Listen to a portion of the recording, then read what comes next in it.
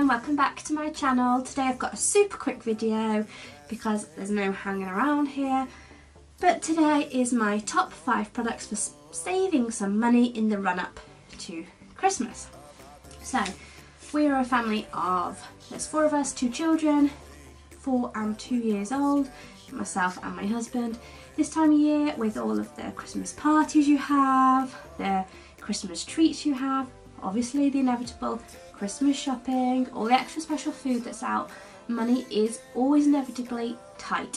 So no matter who you are, you'll be spending more at Christmas, I pretty much guarantee.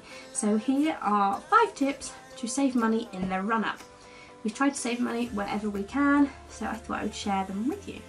Number 1 is to meal plan. Whenever we do our shopping, we plan our meals, or we try to most weeks. We're by no means perfect at it. So we know what we've got coming up in the week. It just means we don't buy unnecessary food, we're not throwing away any waste. It saves us time, and it also saves us having to pop out for convenience foods or takeaway foods. So an example would be on a Sunday we would cook a chicken, for example, or a joint of something, and then we would have it on that day, a Sunday lunch, all of us would eat it, and then for the coming few days, it usually lasts us 3 meals, so our Sunday, our Monday and our Tuesday, we would have things like chicken quesadillas or fajitas, or we would just have chicken salad or pasta. But what it means is we've got 3 meals out of that one prepped meal. The other thing is slow cookers. We ram everything into our slow cookers and bulk it out with things like beans, pulses, chopped tomatoes, that kind of thing, so that it goes further across the week, so stopping us doing that convenience shopping in our local store. 2 is to free funds up where you can. This is easier said than done, but if you go around each of your rooms and essentially you're decluttering, so you're tidying as you go, but also you are looking things that are not used, are not loved anymore, children have grown out of, you've moved on from, but somebody else may love that product. Therefore you could sell it on a local selling site, on Facebook or something similar, eBay. Just if you have a look at that kind of thing, it's amazing how much you can make. I set myself a target last month to sort the children's wardrobes out, and on the back of it I made £80, and I think I sold 6 items on eBay, so I was really pleased with that. And again, that is someone's Christmas present sorted, or a couple of people's, so have a look at freeing your funds up. Number 3, think free. So at a weekend it's very easy to go out for the day and spend a lot of money. Even if you're just popping to town, you're looking around the shops just for a mooch around, you're going to buy presents for the kids, trinkets, Kinder eggs, a coffee. 2 coffees can cost us £10 quite easily. Lunch out, sweets, donuts, whatever it may be on your day out, parking. Try and think free. So my children are really happy with going to a local forestry commission, for example. We take their bikes, we go around the tracks.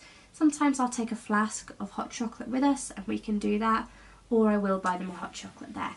But because we've gone for a free day out, we haven't had to pay parking, I've not gone into town where there are temptations for the shops, lunch, etc. It's a free day out, and to be honest, they're quite happy in the woods by our house. They never complain, they don't expect to go somewhere like Soft Play or to a big fancy pub for the day, or a National Trust. They're beautiful, but actually the entry fees are really expensive unless you have a card. So try and think of things you can do with them that are free. Number 4 is to sleep on it. What I mean by that is, if you're making a purchase on your phone, leave it on your computer, laptop, iPad, whatever it may be, leave it in your basket for 24 hours. Go back to it in 24 hours. If you still want it, that's great. But if not, it could be an impulse purchase.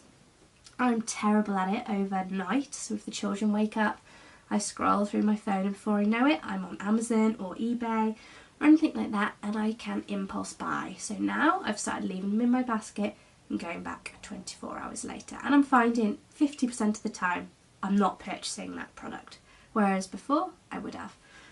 And number 6 is to be thrifty. So this has come in on all of these other points really, but when you're thinking about Christmas presents and gifts and things, try to think a little bit differently. So Would second-hand really matter? There are some great second-hand finds out there. Look in your local charity shops, eBay. Again, your selling sites. Many a time I found things with labels. When it comes to the kids' toys and things, so Alex is really into things like Paw Patrol and tools. If I could find them second-hand, why not give them another loving home? Easy to clean. And again, he'll probably moved on in a few months' time, 6 months, a year's time, so why spend a fortune? Try and be a little bit more thrifty. So that's my top 5. I'd love to know what your top tip is, and maybe I will include it in my next video. Thanks for watching. Bye!